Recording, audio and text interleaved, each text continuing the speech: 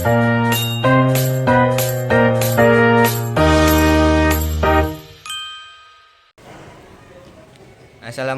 warahmatullahi wabarakatuh.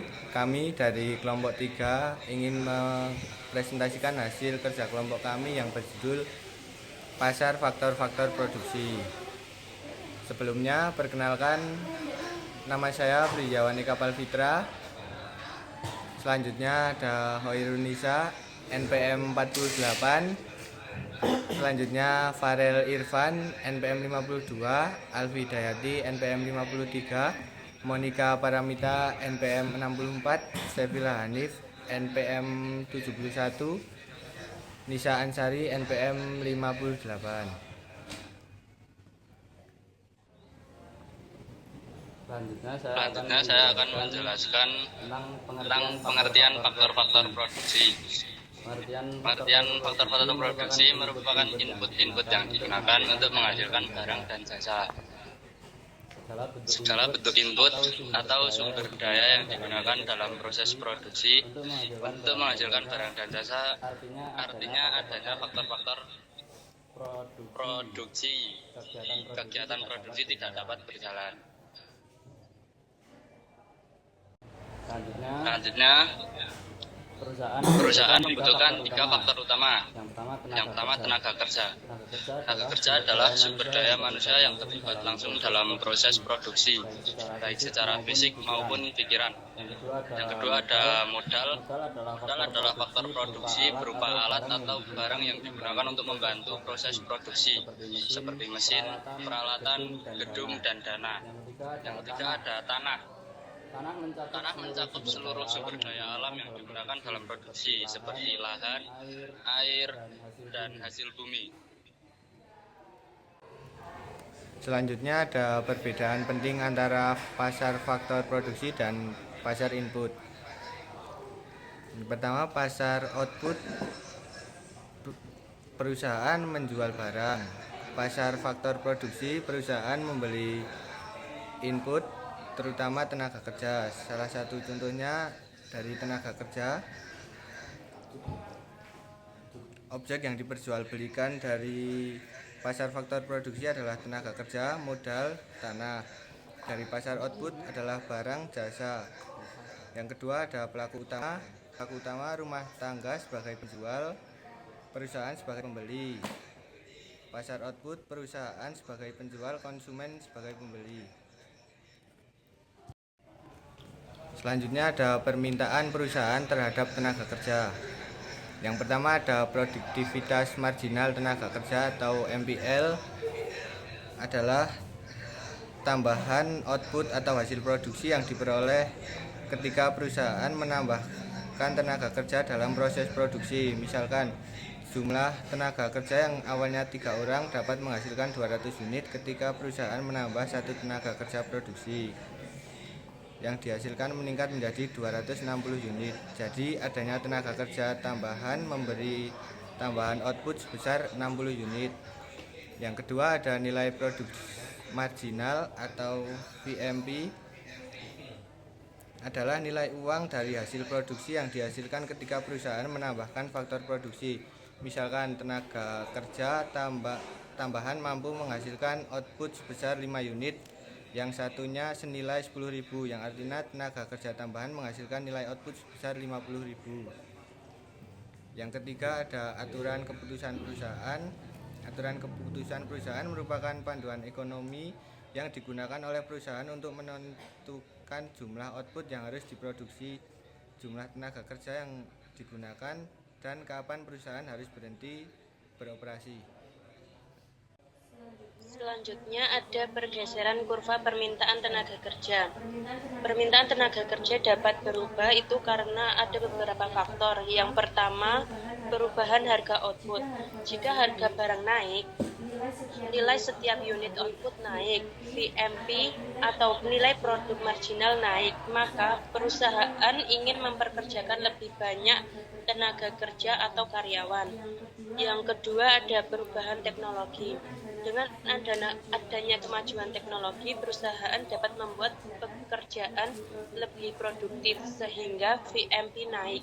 Namun sebaliknya, teknologi tertentu dapat menggantikan pekerja dan membuat menurunnya VMT. Yang terakhir, ada perubahan ketersediaan input lain.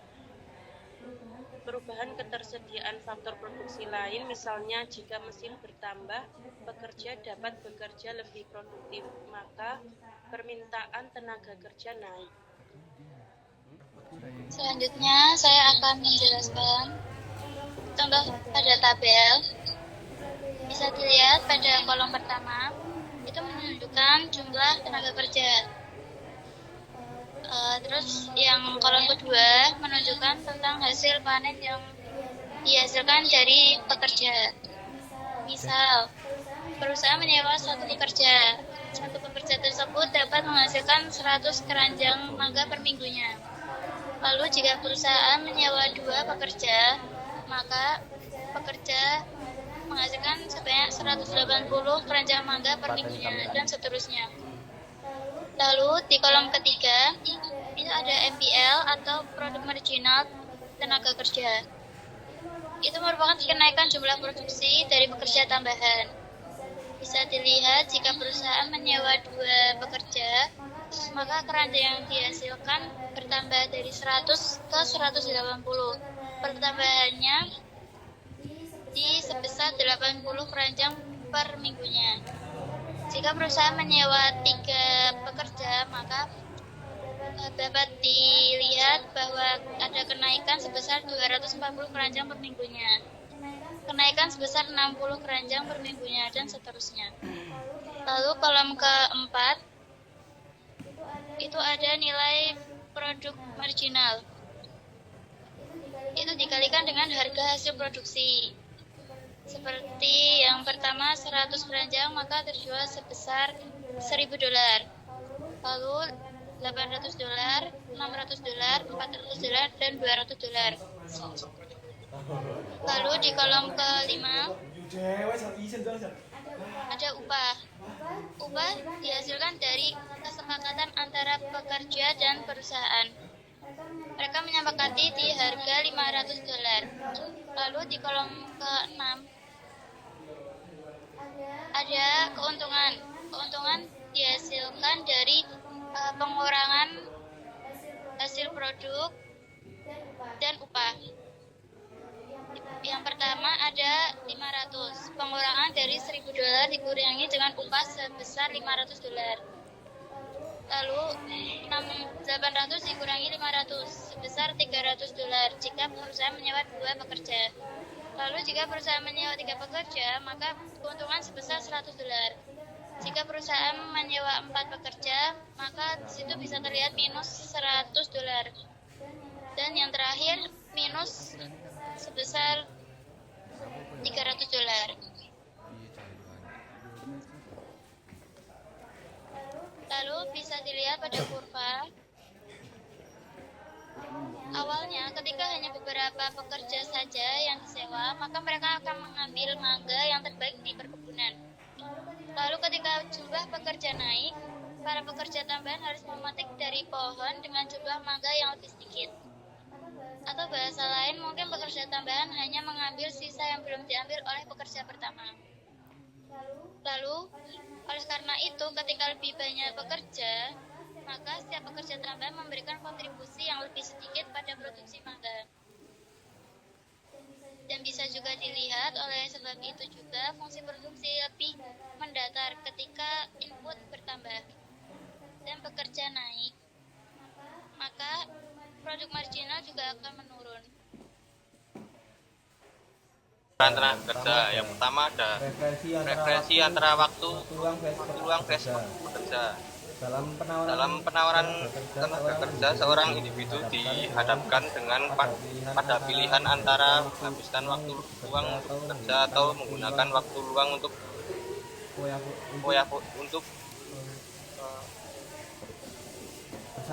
bersantai-santai.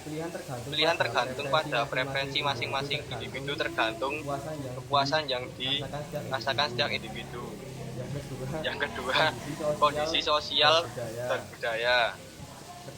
Ketika upah naik, efek substitusi mendorong pekerja untuk meningkatkan jam kerja karena bekerja menjadi lebih menguntungkan secara finansial sehingga mereka mengganti waktu luang dengan jam kerja tambahan untuk mendapatkan lebih banyak uang. Yang ketiga, tingkat upah. Kenaikan upah dapat menimbulkan beberapa efek yang signifikan terhadap pendapatan income baik bagi individu pekerja maupun secara agregat dalam perekonomian. Selanjutnya ada efek ketika upah naik. Yang pertama ada efek substitusi. Efek substitusi adalah fenomena ekonomi di mana konsumen mengubah pola konsumsinya dengan beralih dari konsumsi yang berharga tinggi berganti ke substitusi yang harganya relatif lebih murah. Selanjutnya ada income effect. Income effect adalah fenomena perubahan dalam konsumsi terhadap suatu barang yang disediakan oleh perubahan pendapatan. Selanjutnya, pasar modal dan pasar tanah. Permintaan modal produk marginal of capital atau MPK. Value of marginal product of capital atau dengan MPK. Penawaran modal berasal dari orang atau rumah tangga yang menabung dan berinvestasi. Semakin tinggi suku bunga penawaran modal biasanya meningkat karena orang tertarik berinvestasi. Imbalan untuk modal, bunga atau interest atau return on capital. Permintaan tanah ditentukan oleh value of marginal product of land atau FMP land. Penawaran tanah sangat terbatas atau fixed, jumlahnya tidak bisa ditambah. Karena itu kurvanya penawaran tanah vertikal. Imbalan untuk tanah, imbalannya adalah sewa atau rent.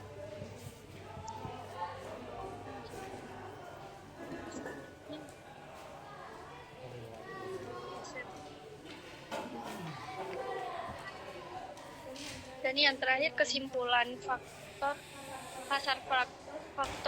produksi membahas bagaimana tenaga kerja, modal, dan tanah digunakan sebagai input dalam produksi. Perusahaan meminta dan rumah tangga menawarkan faktor produksi. Permintaan faktor produksi bersifat turunan dari kebutuhan memproduksi barang atau jasa. Setiap faktor dibayar sesuai nilai produk marginalnya, yaitu satu, tenaga kerja. Tenaga kerja mendapat balasan jasa dari proses produksi, yaitu sebuah upah. Kedua, modal, imbalan yang diterima karena telah meminjamkan modalnya dalam produksi. Dan yang terakhir, tanah, imbalan yang diterima pemilik tanah dalam proses produksi karena jumlah tanah terbatas, penawarannya bersikap tetap. Harga faktor produksi ditentukan oleh keseimbangan permintaan dan penawaran.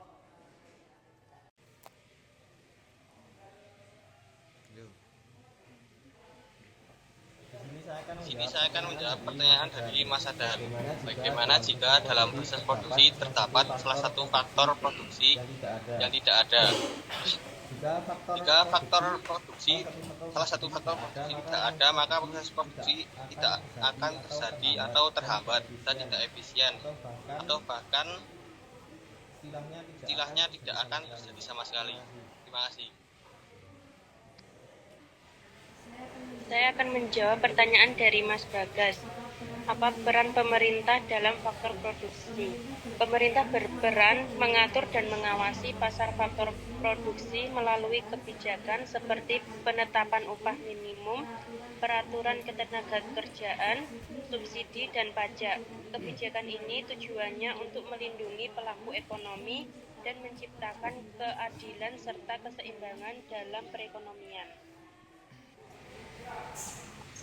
Saya ingin menjawab dari Nadia. Jelaskan peran permintaan dan penawaran dalam menentukan harga faktor produksi. Permintaan dan penawaran berperan dalam menentukan harga faktor produksi melalui pasar. Permintaan berasal dari produsen. Jika kebutuhan produksi meningkat, permintaan naik dan harga faktor produksi cenderung naik. Penawaran berasal dari pemilik faktor produksi. Jika penawaran banyak, harga turun, sedangkan jika terbatas, harga naik. Harga terbentuk saat permintaan dan penawaran berada pada titik seimbang. Saya akan menjawab pertanyaan dari Mas Edi tentang menurut kalian mengapa VMBL menjadi dasar keputusan perusahaan dalam mempekerjakan tenaga kerja. Jadi VMBL menjadi dasar keputusan karena menunjukkan nilai tambahan pendapatan yang dihasilkan dari satu tenaga kerja tambahan. Perusahaan akan menambah tenaga kerja selama VMBL melebihi atau sama dengan upah yang harus dibayarkan. Jika VMBL lebih kecil dari upah, maka penambahan tenaga kerja akan merugikan perusahaan. Oleh karena itu, VMBL membantu perusahaan memerlukan tenaga kerja. Selanjutnya saya akan menjawab pertanyaan dari Nabila. Apa yang dimaksud dengan nilai produksi marginal tenaga kerja atau VMBL? Nilai produk marginal tenaga kerja atau VMBL adalah nilai tambah atau penghasilan yang diperoleh perusahaan yang diakibatkan oleh penambahan satu unit tenaga kerja. Menurut rumus dari VMBL adalah MPL dikali harga output. Selanjutnya saya akan menjawab pertanyaan nomor 6 dari Mbak Ria. Peran perusahaan dalam pasar faktor produksi. Perusahaan berperan sebagai pembeli di pasar faktor produksi, yaitu membeli faktor-faktor produksi seperti tenaga kerja, tanah, modal, dan kewirausahaan untuk digunakan dalam proses produksi. Dengan membeli faktor-faktor produksi, perusahaan dapat menghasilkan barang dan jasa yang dibutuhkan masyarakat. Sekian presentasi dari kelompok kami. Jika ada salah kata, mohon maaf. Sekian dan assalamualaikum warahmatullahi wabarakatuh.